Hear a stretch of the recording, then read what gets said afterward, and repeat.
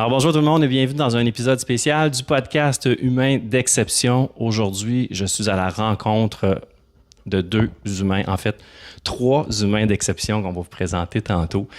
Ils nous reçoivent chez eux.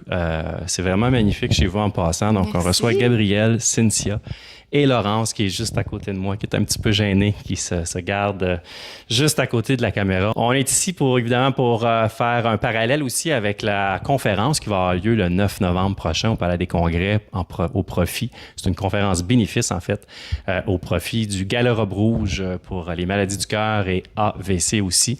Donc, on va parler aujourd'hui, ce soir, d'AVC. Donc, sans plus tarder, j'arrête de parler. Je demande à mes invités d'exception de se présenter pour mettre la table sur la discussion de ce soir. Donc, bonjour Cynthia, bonjour Gabrielle. Bonjour. Tout d'abord, j'ai envie de vous demander, pour commencer, racontez-moi cette histoire magnifique, fabuleuse, mais en même temps remplie de résilience, de courage, de persévérance et tout ça. L'histoire, en fait, de vous deux et aussi de Laurence. Donc, je vous laisse la parole. Oui, on a eu Laurence en 2016. Puis, tout s'est bien passé. Super bel accouchement, tout ça. Donc, on avait aucune crainte. Puis, quand elle avait environ 3 à 4 mois, je dirais, Ouais. On a remarqué... Oui, c'est ça. Avant ces 5 mois, on a commencé à remarquer quand elle jouait qu'elle utilisait seulement un côté de son corps. Okay. Donc, toujours la main gauche. Puis, je me suis dit un peu bêtement là, que c'était peut-être parce qu'elle allait être prédestinée à être gauchère, simplement. Mais on remarquait quand elle était debout dans un exerciceur que là, son côté droit, il était un peu affaissé. Okay. L'épaule droite était un peu affaissée. Puis ça, on trouvait que c'était probablement pas normal. Un peu comme si elle sentait pas vraiment que sa main était là, que son bras était là. Donc, j'en ai parlé à ma mère, qui est infirmière, qui m'a dit « Ouais, c'est probablement pas normal, il faudrait aller voir le médecin. » On a vu son médecin de famille qui nous a référé en pédiatrie à Ottawa. Puis, à ce moment-là, elle avait 5 mois, puis il nous a dit tout de suite « c'est probablement un caillot. » Sans nommer le mot AVC. Sans nommer vraiment, c'est ça. Oui, puis c'était en anglais. J'étais avec mon père qui est anglophone. Okay. Puis là, j'ai fait un caillot comme un AVC. Il nous disait que oui, puis il nous a tout de suite recommandé là, d'aller commencer à faire de la thérapie, puis de la physio, puis tout ça. On a Bernard aussi dans l'entrevue ce soir. Oui, qui est fort présent. Oui, c'est ça. Donc, lui, il nous référait en neurologie à la CHIO, mais l'attente pour faire un IRM, c'était quand même là, plusieurs mois. Donc, il nous disait de ne pas attendre puis de tout de suite commencer à faire de la thérapie parce que c'était quand même possible d'améliorer les choses, sa condition. Fait qu'on n'en savait pas vraiment plus à ce moment-là. Fait qu'il n'y a personne à ce moment-là qui parle d'AVC, là. On nomme pas le mot. Okay. On nomme pas le mot, mais quand j'arrive à la maison après, puis j'en parle avec ma mère qui est infirmière, elle m'a mis les mots là-dessus. Un caillot, c'est un AVC. Ouais. Moi, je pense que dans ma tête, là, je réussissais pas à faire tout ce processus-là. Là, je me disais simplement, il doit y avoir quelque chose. C'est un peu niaiseux là, quand j'en parle aujourd'hui, là, mais je me dis, il y a quelque chose qui a bloqué. Ouais. Puis qui fait que son bras, il fonctionne pas. Mais... Parce que la naissance comme telle, c'était super bien passé. Il y a rien qui est arrivé naturel, sans à la naissance comme telle. En 2 heures. Là, fait qu'il n'y avait aucun signe dès le début qu'il pouvait avoir eu un AVC là, à ce moment-là. Du tout. Wow. Donc, mais c'est normal, en fait. C'est comme ça que c'est diagnostiqué les AVC qui se sont passés, finalement, pendant les grossesses. Donc, on est allé tout de suite commencer à faire de la physio dans le réseau privé. À Ottawa, parce que l'attente pour ce qu'il y avait dans la région ici, dans le réseau public, c'était beaucoup trop long. Okay. Donc, on est allé tout de suite commencer à faire ça. Puis, puis on se faisait dire à ce moment-là que ça allait être léger, hein?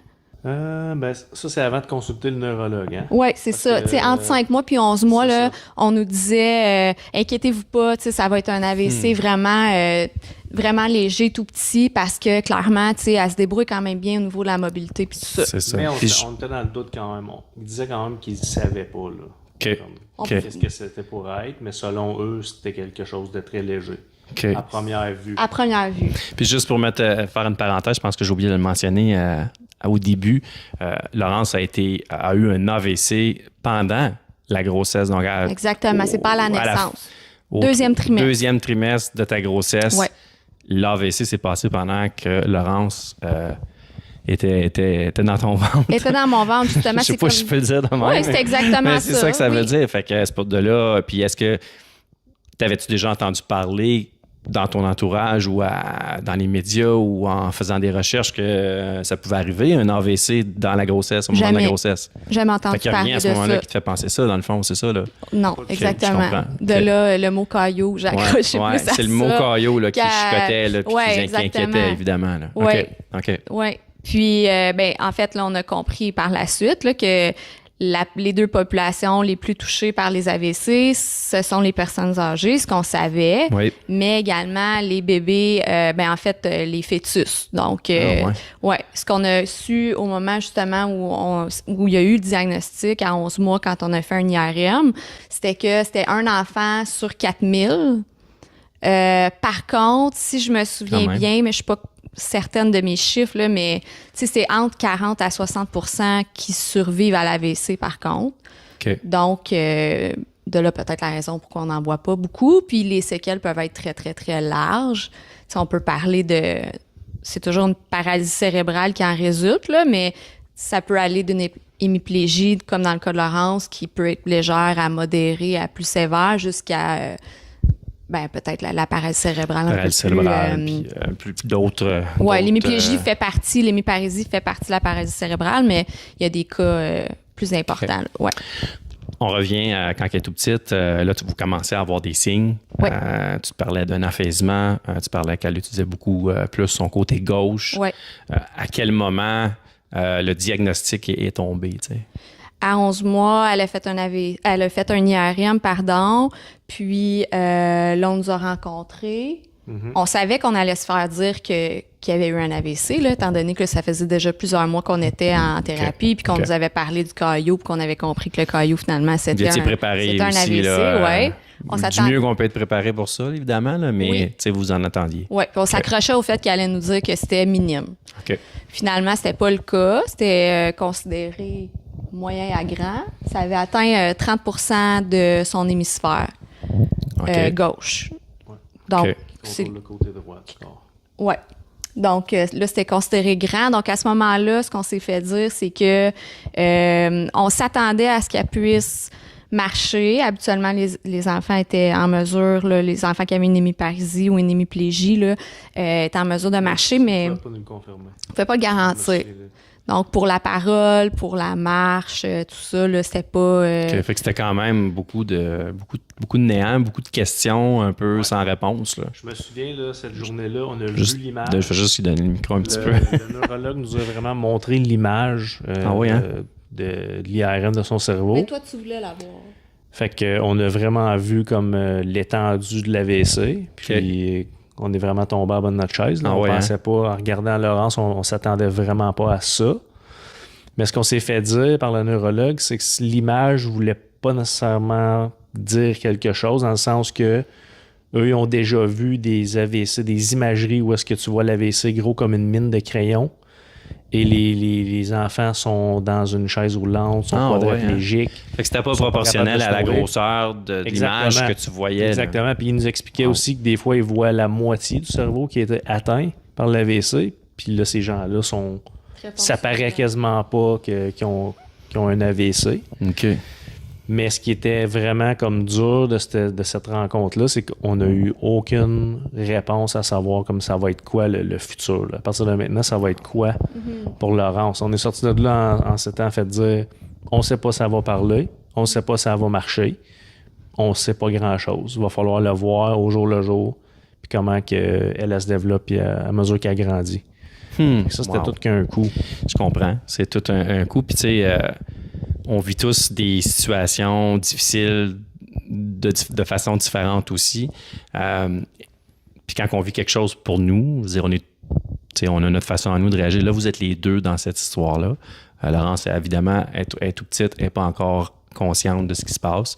Comment a été... Est-ce que vous avez eu la même réaction? Est-ce que les réactions ont été différentes pour toi versus pour Cynthia? Très différentes. Ouais. Tu peux expliquer ta réaction, je peux expliquer la mienne. Je pense que j'ai réagi probablement comme les mères réagissent souvent, là. Donc, très affectée là, sur le coup, là, beaucoup d'inquiétudes par rapport à ça. Puis je pense que ça a été le réflexe de Gabriel de prendre le rôle de celui qui supporte, qui reste fort, qui va pas trop en contact avec ses émotions, peut-être, pour un temps. Peut-être. Un peu comme on réagit dans la vie en général, dans nos personnalités aussi. Moi, j'essayais toujours de me dire que tout va être correct. Tu sais, dans le fond, ça donne rien de pleurer maintenant. On le sait pas, ça va peut-être être correct. Versus Cynthia, elle, qui était comme, ben non, ça se peut que ce soit pas correct. Fait que je vais le vivre tout de suite. Je vais le vivre tout de suite en faisant certains deuils tout de suite. Okay. Puis moi, ben, je n'étais pas rendu là dans mon processus mental. Moi, il n'était pas question que je commence à faire de deuil, de marche ou de parler ou quoi que ce soit tant qu'on n'était pas rendu là. Puis est-ce que tu disais à ce moment-là, tu sais, faut que je sois fort pour ma famille, ou c'était plus vraiment inconsciemment, j'ai de la misère à l'accepter, je suis pas prêt encore pour ça, le coup est trop... Non, je pense que ça s'est fait inconsciemment. Je me souviens pas m'être dit comme j'aurais le goût de pleurer ou de m'imaginer le pire, mais il faut que je sois fort. Je pense que inconsciemment, ça s'est fait naturellement. Ce qui est normal. C'est souvent mon réflexe dans la vie en général. Dans d'autres défis que je vais vivre dans la vie, d'essayer de voir tout de suite le positif puis de pas penser au pire avant que ça arrive. Okay. Mais ça finit par te rattraper parce que ça m'a rattrapé à un moment donné. C'est ce que j'allais te demander. Est-ce que ça t'a rattrapé à un moment donné? Oui, définitivement. Je pense que c'était combien de mois après? 6 mois plus tard, il me semble. 6 mois plus tard? Okay. J'étais en train de faire une formation à mon travail, super exigeante, donc j'étais plus fatigué, j'étais plus poussé. Puis à un moment donné, c'est quoi qui est arrivé? Donc, j'ai craqué. Je me suis juste... Je pense que tu m'as appelé ce midi-là. Tu m'as appelé. Gelé de la viande hachée. Des fois, c'est juste des petites affaires, hein, vraiment, Nadine. Ça a part. Commencé avant. Là. Ça, c'est rendu à la maison. Mais tu m'as appelé sur l'heure du midi, cette journée-là. Puis là, tu étais allé en physio avec l'eau. Puis ça avait pas super bien été. Puis là, je sais pas pourquoi cette journée-là, là, j'ai comme craqué. Ouais. Puis là, j'ai comme parlé avec mon boss dans ce moment-là. OK. Puis là, j'ai expliqué comme, hey, écoute, faut que je te dise ce que je vive parce que j'avais pas dit à personne. Toi, t'en avais parlé à personne, de ce que tu vivais, de ce que vous viviez là, à ce moment-là, à cette époque-là. J'avais une formation à faire. Je m'étais dit, je vais faire cette formation-là. Ouais. J'en reparlerai après. Je vais garder mon focus. Ouais. Puis, ça n'a pas fonctionné. J'ai été obligé d'en parler à mon patron, dire que je vais t'expliquer ce que je vis. Puis, c'est ça. Ça a comme ouvert une brèche d'émotion. Puis, ça a sorti. C'est ça. Une bonne valve. Puis, ça a fait du bien. Il fallait que ça sorte. J'imagine.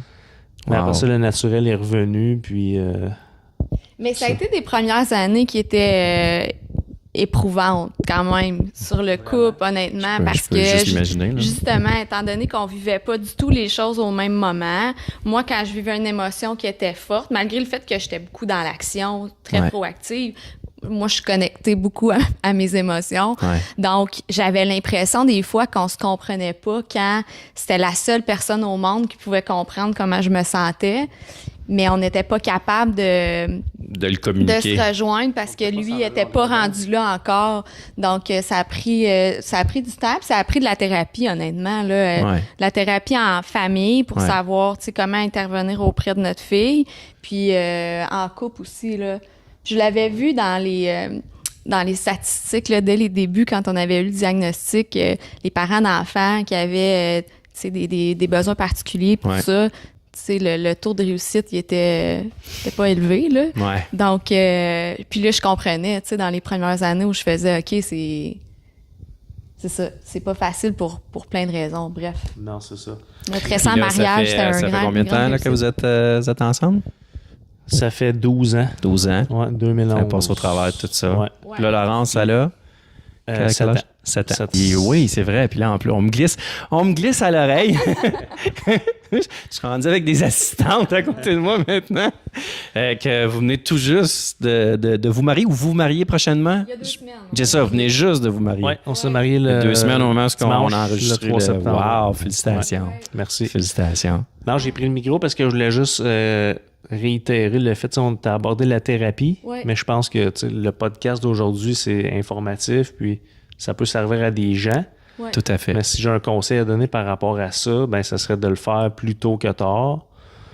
Parce que nous autres, on l'a fait plus tard. Puis qu'est-ce que qui serait à faire plus tôt que tard? Ben, de consulter. Okay. Même si, même si on pense qu'on n'en a pas besoin, ben ça va être bon de le faire parce qu'une thérapeute ou peu importe va être en mesure de nommer certaines choses ou de nous aider à nommer certaines choses, puis de se comprendre. Puis de réaliser que c'est normal que l'autre personne ne le vive pas de la même manière. Tu sais, comme moi, je passais pour la personne qui n'était pas normale parce que j'avais pas le goût de pleurer quand elle avait le goût de pleurer. Fait que c'était comme vraiment, ça a vraiment été comme toxique. Là, je comprends. Puis c'est pas parce que tu le vivais à l'intérieur, c'est pas parce que tu le vivais pas à l'extérieur que ça sortait pas que tu le vivais pas. Exactement. C'est juste qu'on le vivait d'une manière différente. Ouais. Puis quand la thérapeute elle nous a appris ça, elle a dit ben c'est normal. Ça t'a fait du bien. Différente. Ça t'a fait du bien de savoir ça à ce moment-là. C'est ça. Mais ça nous a appris à connaître, je pense, aussi beaucoup. Là, oui, la thérapie, à comprendre. OK, c'est comme ça que cette personne-là, que mon partenaire réagit dans des situations comme celle-là, auxquelles beaucoup de monde ne seront pas confrontés non plus dans la vie, qui ne t'amèneront pas dans ces zones-là. Écoute, il y a des gens qui vivent toutes sortes de choses, puis ils consultent jamais. Voilà. Ils tentent de faire ça par eux-mêmes, puis ils s'entêtent, puis bravo d'avoir mis, parce qu'il y en a beaucoup qui le font pas par juste de l'orgueil, de l'ego. Hein, on voit ça souvent chez les hommes aussi. Les hommes ont un plus grand... la maudite ego, puis c'est comme non, je suis tough, puis j'ai pas besoin de ça, puis c'est le contraire, c'est tout le contraire. Fait que, c'est toi qui as amené ça en plus. En plus. Ouais. Un homme ouvert de son époque.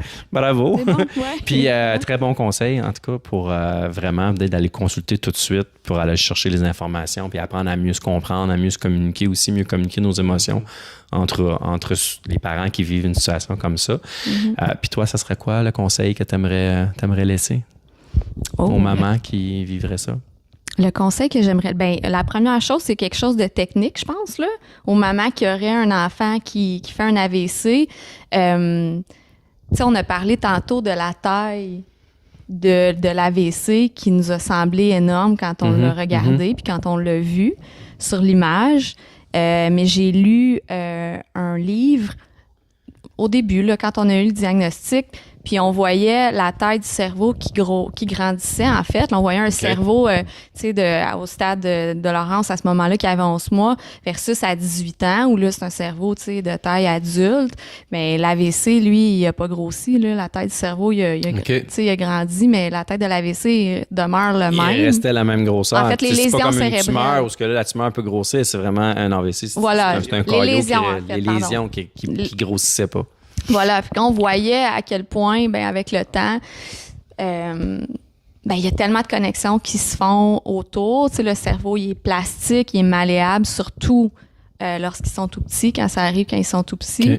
Donc, tu sais, on a expliqué tantôt qu'on était des personnes qui ont réagi vraiment différemment de par nos personnalités, où moi, j'ai tendance à me préparer au pire. Tu sais, j'aurais le goût de dire aux mamans de respirer par le nez aussi.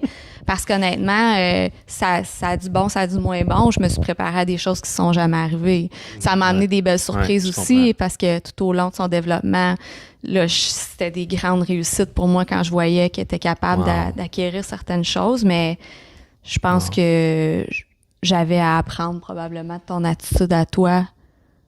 Merveilleux. Qui prenait la vie doucement. Ben c'est super, ça me touche. Puis justement, je vais aller dans un sujet un petit peu plus sensible, mais que je pense qu'il faut en parler quand on a des enfants qui vivent des situations particulières. Moi, dans mon cas, on se connaît pas. En fait, on se connaît pas. On se connaît de ce privilège-là que j'ai venu vous rencontrer ce soir. Mais moi, je suis né avec un handicap physique. Moi, je suis né avec juste une jambe. Vous l'avez sûrement remarqué quand je suis rentré chez vous. Puis ce qui a fait une énorme différence dans ma vie, dans ma vie enfant, dans ma vie d'adolescent et même aujourd'hui dans ma vie d'adulte, ça a été un petit peu l'attitude que mes parents ont eue dès le départ, la façon qu'ils ont eu de m'élever, de m'éduquer. Ils étaient très axés sur, vous en avez parlé, toute la compréhension, l'acceptation. Il y a beaucoup d'acceptation dans ce que vous vivez aussi, vous. Puis il y a une chose que moi qui ai été peut-être je cherche le mot tout le temps en français, là, mais un game changer, un déclic pour ma mère et pour moi et mon père aussi, ça a été de toujours faire attention de ne pas me surprotéger. De ne pas toujours être en arrière de moi puis de tout faire pour moi pour que je puisse aujourd'hui faire tout ce que j'ai envie de faire dans la vie, malgré une différence physique. Évidemment, le cas de Laurence, ça apporte une certaine limitation peut-être ou une certaine différence dans son quotidien. De quelle façon vous avez vécu ça au départ, le fait que, Laurence était différente? Comment a été votre comportement par rapport à ça au niveau de la surprotection? Est-ce que vous étiez d'accord? Est-ce que c'était sur la même chose, les deux? Parlez-moi un petit peu de ça. Comment ça s'est passé au départ, quand elle était plus petite ou maintenant? Je pense qu'au niveau de la surprotection, on est sur la même longueur d'onde, dans le sens que les deux, on est conscients de ça. Est-ce qu'on est bon pour le faire dans le quotidien? Là, je pense que oui, mais on le voit pas au quotidien, on n'a pas une caméra qui nous filme toujours. Peut-être qu'on finit par la surprotéger des fois, mais on est conscient de ça, puis on essaie de ne pas tomber là-dedans. Oui, elle tombe, puis oui, elle se fait mal, mais elle apprend. Moi, c'est ce que je me dis. Je suis peut-être un peu plus extrémiste que toi là-dedans, mais on est quand même sur la même longueur d'onde par rapport à ça. Ouais. Comme moi, j'ai vraiment le goût qu'elle explore puis qu'elle découvre ses limites d'elle-même, quitte à tomber et à se faire mal. Puis toi, Cynthia, comment tu vis ça? Oui, je pense que tu as raison là-dessus, on se ressemblait vraiment dans notre attitude. Puis je pense que ça a vraiment porté ses fruits parce que ce qu'on s'est fait dire là, à l'école, en maternelle, en première année, par son prof d'éducation physique, c'est que c'était étonnant là, de voir à quel point, les autres enfants, souvent, ils essayaient des nouveaux jeux, puis là, c'était difficile, ils se plaignaient, ils voulaient aller s'asseoir sur le banc, prendre une pause, puis Laurence, c'est comme si probablement que depuis qu'elle est bébé, que les efforts physiques, ça fait partie de son quotidien. Exactement. Donc, elle n'était jamais là-dedans, elle était toujours devant, elle voulait essayer, elle voulait aller au-delà. Elle s'en met pas de limite, là. Donc, je pense que ça, probablement, que c'est venu un petit peu de nous puis notre attitude. Super, c'est certain. C'est certain que vous avez un énorme rôle à jouer, bien plus que vous pensez. Bravo pour ça. Merci. C'était un peu inconscient aussi, probablement, là, mais... moi, je peux dire que il y a un niveau de conscience là-dedans. Fait que, probablement, oui. C'est un choix. Hein? Oui. C'est un choix. Oui. Ben ça, c'est super. Ça, j'aime beaucoup ça. Merci de partager ça. Ça fait 7 ans maintenant. C'est parmi les 7 dernières années. Je suis sûr que Laurence a fait plein de belles choses, plein de choses extraordinaires. Est-ce qu'il y a un moment, une chose qu'elle a fait qui vous avez fait comme ça vous a rendu extrêmement... je sais que vous êtes on est toujours fiers de nos enfants, là, mais y a-t-il une situation qui vous rend un petit peu plus fier que toutes les autres? Récemment, de mon côté, là, récemment, les enfants de 4 ans, de 5 ans, de 6 ans vont commencer habituellement à prendre des cours puis à faire des spectacles de danse puis des compétitions de karaté, etc. Donc, Laurence, elle assistait souvent à ces grands exploits-là de ses cousins et cousines, amis, tout ça. Puis là, dernièrement, elle a fait un camp d'été d'équitation. Puis est arrivée sur son cheval, déguisée, puis costumée, maquillée, tout ça. Puis, elle avait comme une routine à faire, tout ça. Je pense que j'ai été fière, j'ai été profondément heureuse parce que je l'ai sentie, elle, vraiment fière d'elle. En train de faire... Parce que c'est certain qu'au niveau des sports d'équipe, ces trucs-là, c'est pas nécessairement quelque chose d'accessible. Okay. Mais un sport comme ça qui est individuel, c'est à sa portée. Puis là, d'avoir son moment comme ça à elle où elle brillait, puis elle a senti qu'elle brillait, ça m'a... Tu as senti sa fierté aussi. Oui, ça t'a rendu doublement plus fière. Oui, vraiment. Vraiment. Beau moment. De mon côté, ça se retrouve surtout dans des petites choses là, anodines là, qu'elle a réussi à faire. Puis on se dit, elle fait comme les autres. Puis c'est vraiment le fun. Comme exemple, on s'est souvent demandé, parce qu'on n'a jamais eu de réponse à ces questions-là, au niveau cognitif, est-ce qu'il était pour avoir une atteinte? Fait que jamais eu de réponse par rapport à plus tard, à comment ça va être quand elle va être plus grande? Non. Fait qu'à mesure qu'elle grandit, puis vous le découvrez. qu'elle progresse à l'école ou dans les choses qu'elle expérimente. Là, on découvre ses limites, puis OK, ça n'a pas l'air d'être atteint. Comme exemple, au niveau cognitif, ben là, elle est en 2e année à l'école. On n'a rien qui indique qu'au niveau cognitif, là, il y aurait des atteintes. Fait que ça, on est vraiment fiers là, quand elle arrive avec un travaux qu'elle a fait, une activité qu'elle a faite, puis ça a super bien été. Puis au niveau de la piscine aussi, comme ce qui est vraiment surprenant, c'est ses talents dans l'eau. Ouais, c'est elle a comme, tu sais, on a une piscine ici, puis elle n'a jamais eu peur de l'eau. Puis elle a commencé à nager, tu sais, avec un bras. Puis tu t'aides un peu avec ta main droite aussi, hein, l'eau, dans la piscine. Oui. Mais elle est vraiment bonne, comme elle nage pas de flottant.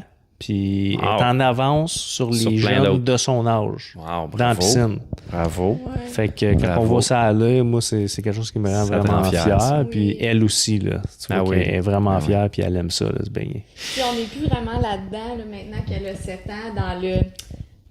mon enfant va le faire à quel moment. Là, je sais que les parents de jeunes enfants souvent vont faire lequel marche en premier, lequel parle en premier. Est-ce que c'est normal que mon enfant ne rentre pas encore? Vous n'êtes plus là-dedans. Là. On n'est plus là-dedans. Mais quand même, j'ai été étonnée moi-même d'avoir un petit comme yeah, ben, dans le meilleur quartier, que sa première qui fait sans flottant.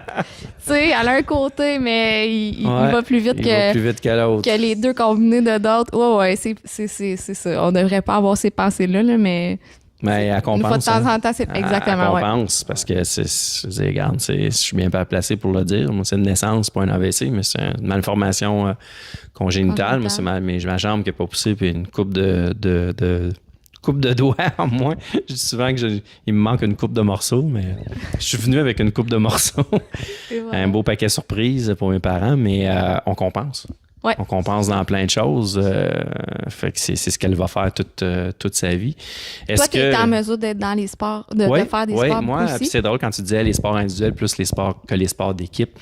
Ça a été mon cas aussi. Ça a été plus les sports individuels, le karaté. J'ai fait de la gymnastique. J'ai fait de la skateboard même.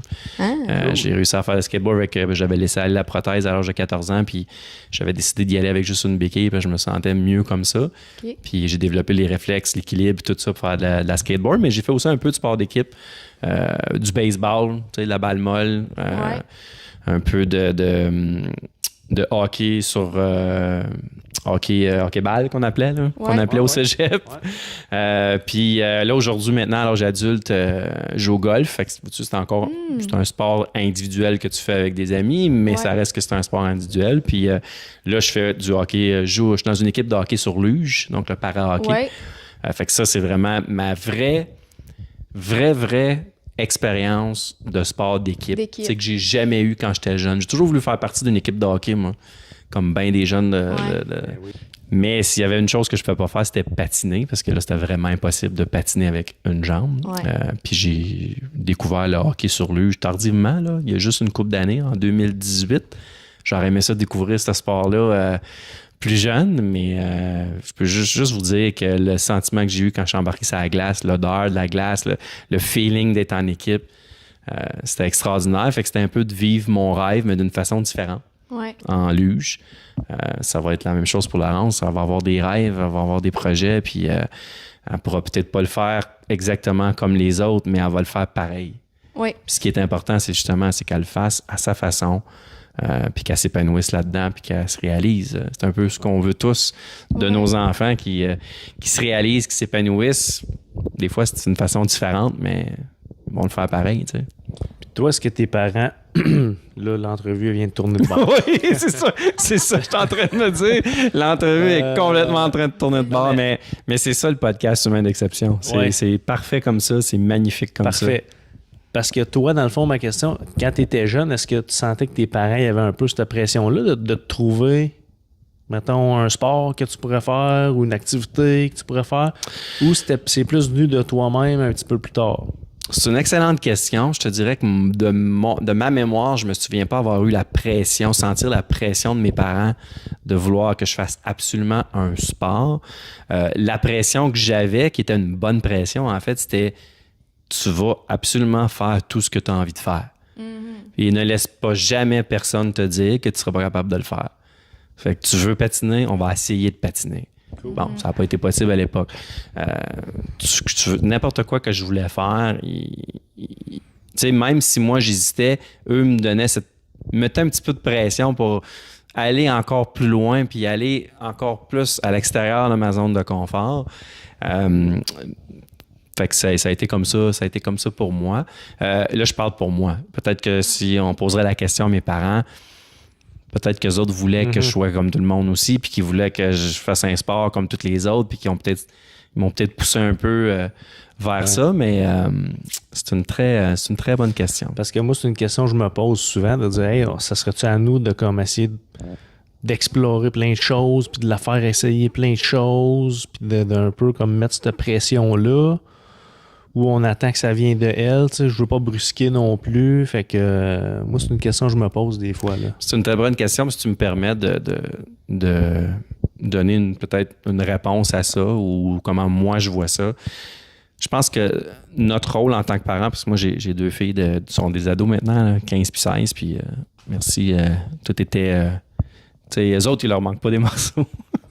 Ça me paraît quand je dis ça. Bref, je pense qu'il faut toujours alimenter le sentiment de t'es capable de.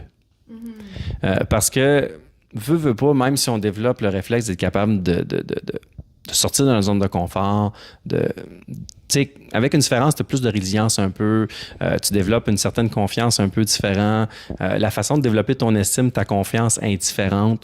Puis elle passe beaucoup par l'appui des parents, passe beaucoup par l'appui de l'entourage immédiat, tu sais, les parents, mais à l'adolescence, ça va être aussi ses amis. À l'âge adulte, ça va être son réseau et tout ça. Puis des fois, on a peut-être tendance à se demander, on a le sentiment qu'on est capable de, mais des fois, on va se dire, ouais, mais est-ce que c'est pour moi? Est-ce que je devrais? Est-ce que je pourrais? Fait que je pense que votre rôle à vous, c'est toujours de lui faire croire, et pas de lui faire croire, mais de toujours lui rappeler. Peu importe ce que tu veux faire, chouette, tu vas être capable. Là. Y a-tu quelque chose que tu as le goût c'est ainsi?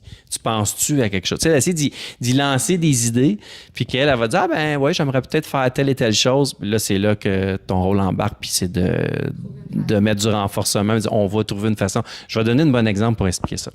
Quand j'étais probablement à l'âge de Laurence, 7-8 ans, à quel âge qu'on commence à vouloir se promener en vélo? Tu sais, nos premiers vélos, c'est à peu près dans ces âges-là. Puis moi, tous mes amis avaient des BMX, fait que moi, je voulais un BMX. Quand j'ai dit à mon père, il est temps que j'aille, tu sais, que ce soit le temps que j'aie mon premier vélo. Au début, j'ai commencé comme tout le monde avec les petits trous et tout ça. Puis après ça, ça a été, OK, comment est-ce qu'il va faire pour pédaler? À l'époque, il n'y avait pas les souliers avec les clips. Il n'y avait même pas les cale-pieds où tu rentres ton pied et tu fais juste lever ta pédale. C'est comme ça qu'aujourd'hui, je fais du vélo. Fait que mon père, dans l'optique que je te disais tantôt, lui, il s'est dit, il faut qu'on lui trouve une façon à lui d'être capable de le faire. Il ne faut jamais que l'enfant ait l'impression, finalement, je ne serai pas capable. Il n'y a pas d'option. Merci. C'est en plein ça. Il n'y a pas d'option. Il faut toujours qu'on trouve une option. Parce que ça fait un ancrage, là. Fait que ça développe le réflexe d'être capable de se dire, je vais trouver une solution. Merci. Non, mais c'est parfait. C'est encore mieux que ça vienne de toi. Tout est possible, tu sais. Fait que mon père il est allé acheter le BMX. Il dit, viens, mon gars, on va aller voir Denis, qui était un de ses amis, qui était un soudeur. Il est allé voir Denis, il a donné le vélo à Denis. Il a dit, Denis, fais ce que tu veux, là, mais arrange-toi pour que cette pédale-là, elle lève seule, puis que mon gars, il soit capable de pédaler avec une jambe. Tu as fait du vélo 2 roues, une jambe. 2 roues, une jambe. Fait que lui, il a soudé, tu sais, si tu regardes un vélo, la roue arrière, l'espèce de roue, l'espèce de mécanisme qui fait que la roue tourne puis la chaîne suit. Il a soudé ça, quelque chose là-dedans, je sais pas quoi. Ce qui a fait que moi, j'avais juste besoin de donner un coup à la pédale de gauche et elle revenait toute seule. Fait que j'avais juste à me lever le pied, à redonner un coup, à redonner un coup, à redonner un coup. Je peux te dire que j'ai catché ça assez vite, là. Fait que je pouvais suivre tous mes amis, tout le kit. Fait que j'avais pas besoin d'une deuxième pédale. Le mécanisme se faisait tout seul. Tu veux quelque chose? On trouve une solution. On le fait différemment, mais on le fait pareil. Wow. Puis je pense que c'est le plus bel enseignement que j'ai eu de mon père, puis de ma mère aussi, par la bande aussi, dans d'autres circonstances. C'était tout est possible. On va trouver une solution. On va trouver une façon. Et c'est correct de le faire de façon différente. Oui. Il y a ce côté-là aussi. Moi, j'étais conscient que je faisais pas mon sport de la même façon. J'étais conscient que je pouvais pas courir comme une autre personne. J'étais conscient que quand je faisais du karaté, mes mouvements n'étaient pas exactement comme tous les autres enfants qui avaient 2 jambes. Mais c'était pas grave. Puis ça, c'était grâce à mes parents. C'est correct, c'est aussi beau, c'est aussi bon que tu sois capable de le faire de façon différente. Il y en a bien qui le font pas. Il y en a bien qui font rien. Wow. Puis est-ce que tu t'es toujours senti accepté? Parce que moi, ce que je vois, c'est qu'à son âge, au primaire, ils sont encore jeunes, ils acceptent vraiment les différences. Hein? Puis ils vont poser des questions, puis Laurence est capable de leur répondre. Puis là, je me questionne des fois avec le temps, en étant ado, tout ça. Est-ce que tu t'es toujours senti quand même accepté ou ça a quand même posé des défis? C'est une excellente question. Puis je vais te répondre honnêtement. Non. Non, parce que c'est pour un ado normal. Je te dirais que c'était pas tant l'acceptation, parce que moi, j'ai toujours accepté ma situation, mes parents aussi, et tous mes amis proches, tu sais, mes bons, vrais amis de l'école, eux autres, oui, c'est toujours été une acceptation totale. Mais c'est le jugement.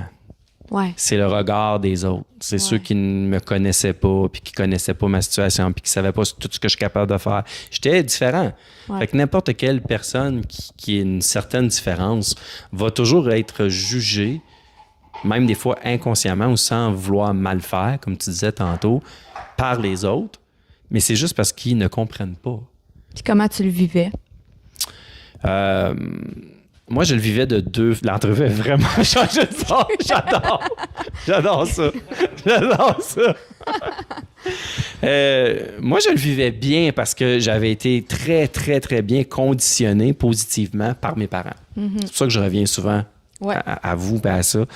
Ce qui a fait que j'étais fort mentalement grâce justement à beaucoup de renforcement positif. Tu sais, mes parents, là, c'était des coachs en développement personnel, des coachs mindset sans le savoir. Là. Ah oui, hein? Tu sais, je veux dire, ça a été, je sais pas où ils ont pris ça, cette force-là, mais c'était naturel. Puis ce qui a fait que moi, même si faisais face à des gens qui avaient une difficulté d'acceptation ou je me faisais juger par rapport à ça, j'étais capable de me protéger intérieurement. Tu sais, j'étais capable de me dire, tu sais, ma réponse souvent quand j'étais jeune, c'est « Ah, tu as le droit de penser ce que tu veux, mais moi, c'est pas ça que je pense de moi. » Ah ouais, c'est bon. Mais ça, c'est pas moi qui avais inventé cette phrase-là. C'est mes parents là, qui ont fini par me le faire dire, puis qu'à un moment donné, j'avais cette répartie-là. On me dit souvent, ils comprennent pas. Ils savent pas ce que tu as. Ça, c'est mon père. À un moment donné, il s'est assis avec moi, puis il m'a expliqué c'était quoi le jugement des autres. Ouais. Puis il m'a expliqué que partout où tu vas aller, tu vas te faire regarder. Des fois drôle, des fois avec amour, des fois avec jugement. Les gens ne sont pas toujours fins. Il y a des gens qui sont fins. Mais voici comment est-ce que toi, il faut que tu continues à te voir et voici ce que tu dois répondre. Mais c'était surtout, voici pourquoi ils font ça. Ouais.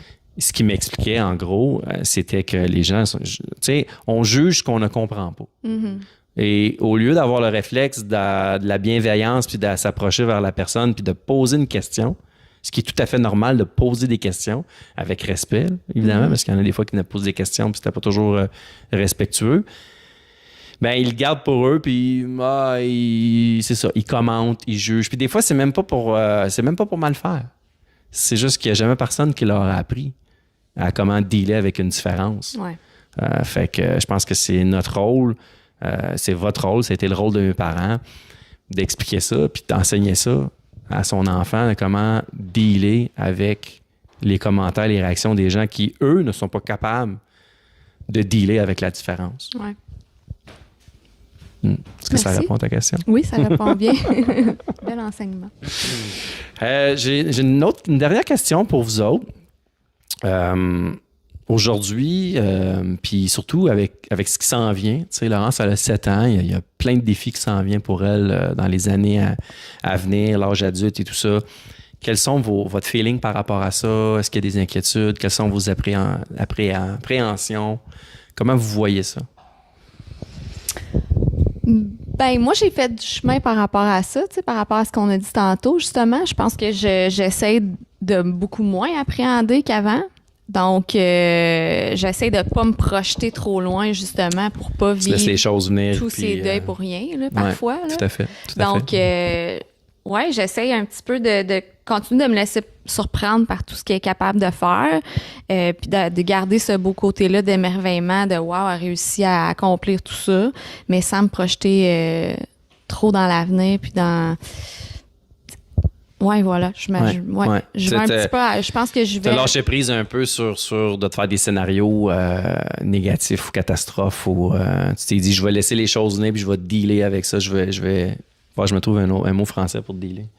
Tu vas gérer, merci. Ouais. Donc tu vas gérer la situation lorsqu'elle va arriver puis t'arrêtes de t'en faire avec ça pour ce qui s'en vient, right? Oui, parce que de toute façon, tout ce qui s'est présenté à nous qui a été plus difficile ou peu importe, on a été capable de gérer, justement. On était capable de gérer quand même dans le bonheur, malgré tout, là. Je pense qu'on a été bon là-dedans aussi, là, à travers les années de faire en sorte que, je sais pas, elle a plein de suivi à Montréal, puis elle va passer un mois dans le plâtre parce que sa jambe, son pied, il dévie, puis tout ça. Ben, on va se rendre là-bas, puis on va faire plein d'activités, puis on va faire en sorte que c'est comme des vacances, puis on essaie tout le temps de rendre ça positif, là. Puis, je pense que toi, t'as un grand C'est que ça rôle fait une énorme différence, hein? Ben, je pense que oui. J'ai l'impression que ma fille, honnêtement, elle a eu quand même, depuis sa naissance, une vie super heureuse, épanouie au sein de sa famille. Je la regarde aller avec Bernard, là, puis elle a l'air vraiment très heureuse et très épanouie, votre petite cocotte. Je pense que oui. Il y a des défis, c'est sûr, là, comme tous les enfants, mais mais tu sais quoi?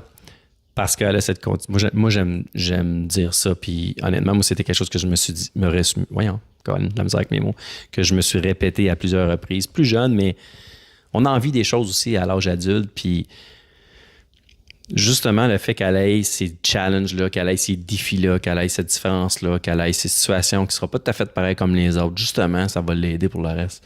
Parce qu'elle va tellement bâtir de résilience, elle va bâtir une confiance, elle va bâtir une estime qui va être tellement fort et puissant. Puis avec votre aide, évidemment, aussi, que quand elle va arriver à l'âge adulte, ça va y servir, là.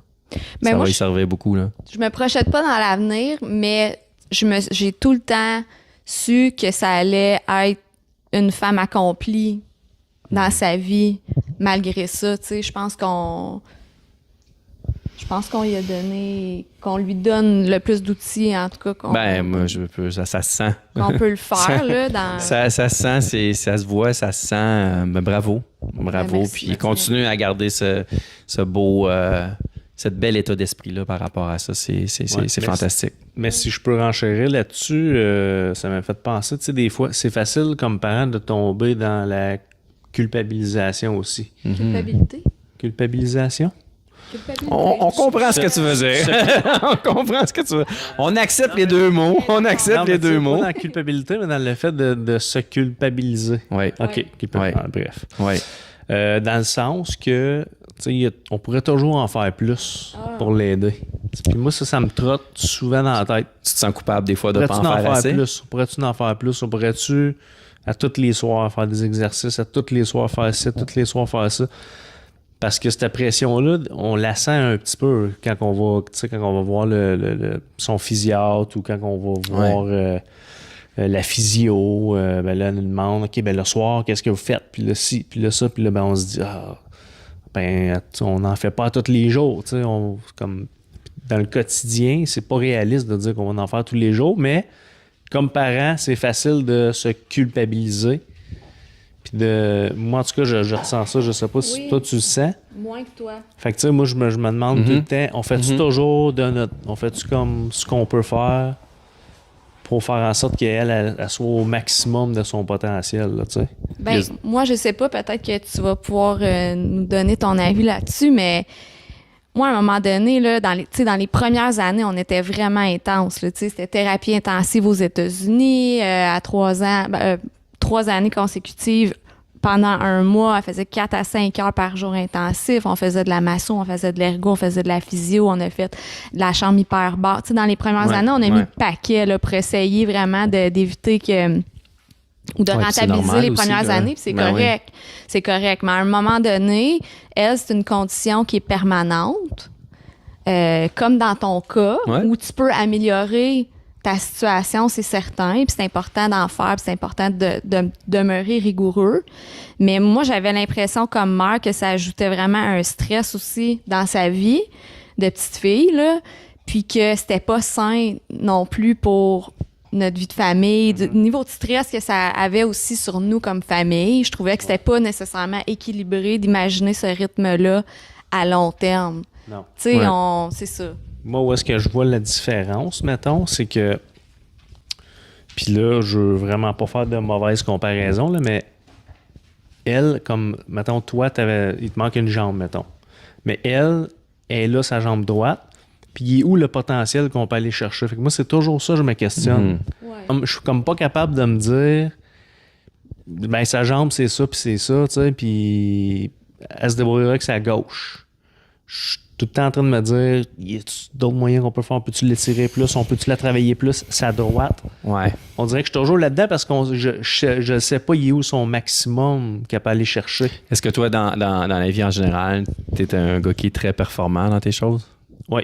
Ouais. Beaucoup plus que la pression que moi. La discipline aussi que moi, je Le danger dans ça, c'est tu sais, il y a beaucoup de choses qui vont venir de elle éventuellement, tu sais. C'est d'être à l'écoute de ses besoins. Mais je te comprends aussi de vouloir la maximiser le plus possible. Tu sais, dans le sens de maximiser, dans le sens que tu veux qu'elle utilise son plein potentiel. Tu veux que... Mais tu sais, tu dis, elle a la jambe droite, mais elle a la jambe gauche. C'est pas une jambe, pas de jambe, un bras, c'est l'ensemble. Ouais. Quelle est sa capacité? Puis est-ce qu'elle est en train de faire ce qu'elle est capable de faire? Puis aussi ce qu'elle a le goût de faire. Parce que c'est sûr que nous, là, en tant que parents, puis quand on est aussi des gens qui sont très performants, on veut, tu veux le best, là, tu veux le mieux, tu veux qu'elle soit capable de faire le plus de choses possible, mais ça reste que c'est elle qui va les faire, les choses. C'est ça. Puis c'est confrontant des fois. Oui. Parce qu'on voudrait plus, puis on se dit, il me semble que je ferais plus, mais on n'est pas conscient de ce qu'elle est vraiment capable de faire. C'est ça. Fait que c'est de parler. Tu sais, vous parliez tantôt de consultation, de communication. Vous avez appris à vous écouter, à communiquer vos émotions par rapport à ça. Je pense qu'il faut faire la même chose avec Laurence, c'est-à-dire tu sais, papa, il veut que t'en fasses plus. On veut que tu sois capable. Est-ce que tu es capable de faire plus? Mais c'est elle qui va vous envoyer le signal à savoir, c'est assez. Je sais pas, parce que peut-être qu'elle va pouvoir, mais peut-être qu'elle n'aura pas le goût. Fait qu'elle est où la ligne entre je la pousse et je veux qu'elle soit juste heureuse, épanouie, puis qu'elle soit bien dans sa peau. On est à cheval sur cette ligne-là, c'est ça qui est dur comme parent. Ouais. J'ai une autre question. J'avais dit tantôt c'était ma dernière question, mais finalement, j'en ai une autre. On a parlé des choses qui vous rendaient fiers par rapport à Laurence, puis il va en avoir, mon Dieu, plein de moments où vous allez être très fiers de votre petite cocotte. Puis là, Laurence, elle vient de se joindre à nous. On a coupé un petit bout au montage pour l'introduire justement avec nous. J'ai envie de vous demander maintenant, qu'est-ce que vous, chacun à votre tour, qu'est-ce qui vous rend le plus fier par rapport à vous-même, de votre façon de dealer avec cette situation-là? Je commence.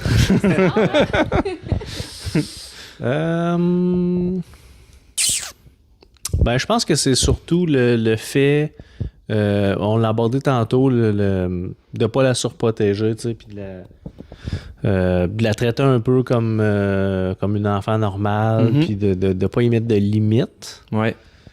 Moi, je pense qu'on peut être fier de ça, en tout cas de mon côté, parce que je suis quand même conscient de ce parti-là. Puis, c'est ça. C'est plus facile de se trouver des défauts que des qualités, mais... Ouais, hein?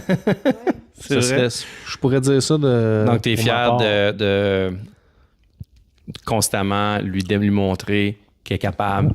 Oui. Qu'elle est capable de plus, qu'elle est capable de faire tout ce qu'elle a envie de faire. Exactement. C'est très important. Puis de l'exposer à des choses, même si ça fonctionnera peut-être pas, mais on l'a essayé, puis... Comme exemple, l'hiver, je fais une patinoire, là, tu sais. Ouais, puis, OK, je le fais comme il y a plusieurs jeunes sur la rue qui vont venir patiner, mais si Laurence elle met ses patins une fois dans l'hiver pour essayer d'aller patiner, ben, c'est pour ça que je le fais. C'est pour ça que tu le fais. Mission accomplie. Puis ça te donne la raison de la faire. Cette journée-là, elle a essayé de dire, OK, je l'essaye, je m'en vais essayer de patiner, elle met ses patins. Puis puis elle y va. Ça va durer 15 minutes, mais ça va avoir été ça. Ouais. 15 minutes qui va avoir valu la peine de faire toute la patinoire. Je pense que oui. J'aime ça. Oui, c'est vrai. Je pense que je me répète, là, mais je pense que c'est d'avoir été capable, depuis qu'elle est toute petite, de rendre sa vie belle, colorée, tu sais, de toujours avoir essayé de rendre tout ce qui aurait pu être plate, festif, puis de tourner ça tout le temps à quelque chose de le fun, là, comme on a dit tantôt, là, d'aller faire de la route à Montréal pour un rendez-vous, qu'elle, ça ne tente pas nécessairement. Bon, on va s'arranger pour aller faire une petite vacance, une activité autour de ça, essayer de tout le temps rendre ça festif pour que ça passe tout le temps comme ma vie est belle et douce et joyeuse. Fait que dans le fond, t'es fier de ton attitude, de rendre ça positif, de mon attitude puis de notre attitude en tant que couple puis comme famille, d'avoir réussi à faire de tout ça quelque chose. Puis honnêtement, ça déteint sur nous aussi beaucoup là, de faire ça de cette façon-là, parce que ça a fait en sorte que nous aussi, on avait l'impression que notre vie familiale était malgré tout belle puis fun. Puis... Ouais, je comprends. Tout ce que tu as trouvé... Oh, excuse. Tout ce que tu as trouvé aussi comme... dans le fond, c'est toi qui as trouvé la thérapie aux États-Unis. OK. Oui, parce que vous disiez tantôt, en l'introduction, qu'il n'y avait pas beaucoup de services par rapport à ça, hein? Qu'il n'y avait pas... Non, je vois... c'est un peu pour ça, c'est un peu le message aussi qu'on veut lancer aussi, que la recherche, les services par rapport à ça. Ouais. Donc, la situation d'un enfant qui a un AVC pendant la grossesse, il n'y en a pas là, autour là. Je vais laisser Cynthia élaborer par rapport à ça, mais en général, non. Moi, ce que j'ai à dire, c'est qu'il n'y en a pas beaucoup. Puis une chance que Cynthia elle était proactive dans la recherche pour trouver des solutions qui ont vraiment beaucoup aidé la condition de Laurence. Ça a fait une belle différence. Vraiment. Puis, c'est ça. Je vais te passer le micro. Oui, c'est vrai. Oui, je suis fière de ça. Ah. Oui, dans les premières années, dans le fond. Oui, en réfléchissant, là, j'ai été pas pire là-dessus. Non, c'est ça. Dans les premières années, là, j'ai fait beaucoup de recherches auprès de regroupements de parents, surtout aux États-Unis, parce que le bassin il est plus grand. Là, donc, ça comprenait des milliers de parents, d'enfants hémiplégiques. Puis, là, on a vu passer toutes sortes de choses là-dessus. Puis là, j'ai pu m'informer sur qu'est-ce qui était le plus efficace au niveau là, de la recherche, justement, là, ce qui avait été prouvé comme étant les meilleures thérapies, puis c'était ce qu'on appelle en anglais, il n'y a pas de traduction, là, mais le Constraint Induced Movement Therapy. Donc, on plante le membre qui est le plus fonctionnel, là, dans le fond, là, son côté qui n'est pas atteint pendant 1 mois, puis l'autre côté est forcé dans ce temps-là d'être utilisé. Celui qui est le bon pour développer la mobilité, la force de l'autre. C'est ça. Donc, elle l'a fait là, quand elle n'avait pas tout à fait 2 ans. Ensuite, à presque 3 ans, à presque 4 ans. Donc, on allait aux États-Unis. J'imagine, parce que Oui. au début, tu sais, elle était peu consciente même de son membre, là, tu sais. Puis, à la fin des 3 années, on était quand même capable d'attraper une balle, de la lancer, de tirer sur des cordes, de tirer des meubles. Tu sais, on a développé de la force quand même, là. Avec la main. Mais c'est ça, c'était aux États-Unis, puis ça coûtait énormément de sous. Là. Nous, on a eu la chance là, que la mère de Gabrielle, dans le fond, la grand-maman de Laurence, fasse toutes sortes de tournois, puis des levées de fonds pour ramasser beaucoup de sous pour qu'on puisse aller faire ça. Fun, ça. Oui, on a été extrêmement chanceux. Bien entourés. On est vraiment bien entourés, mais il n'y a aucune raison là, qui fait en sorte que ce soit pas disponible ici, dans le fond. Là. Ça prend des ergothérapeutes, des gens qui sont au courant de cette recherche-là puis qui ont la formation nécessaire pour pouvoir le faire, parce que ça implique qu'une thérapeute doit être avec Laurence là, 4 à 5 heures par jour pour lui montrer les mouvements à travers le jeu là, pour être capable d'utiliser sa main. Là. Donc, c'est ça, mais c'est clair que ce serait possible de faire ça ici au Québec, au Canada. On a les capacités de le faire. C'est juste que ça prend les sous. Ouais. Ça prend les sous, exactement. C'est toujours une question de sous, mais à force d'en parler, puis à force de... Ben, c'est un peu pour ça aussi que la recherche est là, puis que la fondation, les maladies du cœur, AVC, tout ça, on souhaite que ce message-là se rende pour que justement que ça débouche, que ça fasse débloquer des sous. Ouais. Pour qu'on puisse faire avancer ça, cette recherche-là, puis de continuer à améliorer la condition de nos tout-petits qui peuvent vivre cette situation-là. Moi, j'ai envie je m'en ai à dire en terminant, je voulais vous dire quelque chose, mais avant, juste voir si... est-ce que Laurence, tu as un petit mot à nous dire? Non, t'es gêné, hein? Je suis devant la caméra, c'est déjà beaucoup. Hein? C'est bien, quand même. T'es venu nous dire un petit bonjour. Hein? Donc, en terminant, de un, merci de nous avoir accueillis ici, de m'avoir permis de rentrer ici, chez vous, dans votre intimité pour le temps d'un podcast humain d'exception et aussi de parler de votre histoire pour que ça se rende à tous ceux qui vivent peut-être cette situation-là ou qui vont la vivre éventuellement, on ne sait pas. Puis je veux souligner vraiment votre résilience. Votre attitude, mon Dieu, c'est beau de vous voir aller, c'est beau de voir Laurence, c'est beau de voir tout ça. Mais c'est réciproque, hein? C'est vraiment une belle rencontre pour nous aussi. Merci, ça me touche droit au cœur que tu dises ça. Continuez juste à faire ce que vous faites. Honnêtement, vous êtes beau, vous êtes magnifique, vous êtes exceptionnel. Laurence est chanceuse de vous avoir comme parent, puis moi, je suis même pas inquiète pour son avenir avec vous deux. Fait on est chanceux d'être ses parents. Oui, c'est un privilège. Ouais, c'est un privilège parce que, tu sais, on n'en a pas parlé dans le podcast, mais le fait que vous soyez ses parents, justement, puis qu'elle a cette situation-là, vous apprenez énormément de choses sur vous-même. Puis vous développez vous-même votre résilience, votre persévérance, votre courage, votre confiance, votre estime, plein d'affaires s'amplifie parce que vous avez une situation différente, puis c'est beau ça. Il y a bien des gens qui n'auront même pas ce privilège-là dans leur vie. Donc, bravo, continuez comme ça. Vous êtes vraiment de vrais humains d'exception. Ça a été un privilège de vous rencontrer ce soir. Merci, Benoît. Merci à toi, puis continue de faire des choses comme ça. C'est le fun comme parent. On n'a pas la chance de rencontrer des gens puis discuter comme ça avec des gens qui vivent des choses sensiblement pareilles. Fait que c'est vraiment le fun. Je t'encourage à continuer puis continuer à partager. Comme tu as été généreux de nous partager. Fait que merci beaucoup. Merci beaucoup à tout le monde. Et si vous avez des questions par rapport à cette situation-là, de ce que les parents vivent, vous êtes peut-être dans une situation comme ça aussi, vous connaissez quelqu'un, gênez-vous pas pour m'écrire sous le podcast. Je vais transférer les informations à ces deux beaux humains d'exception-là. Donc, sur ça, je vous souhaite une excellente fin de soirée ou fin de journée, dépendamment quand est-ce que vous écoutez le podcast. À bientôt tout le monde pour un autre épisode du podcast Humain d'exception. Bye bye.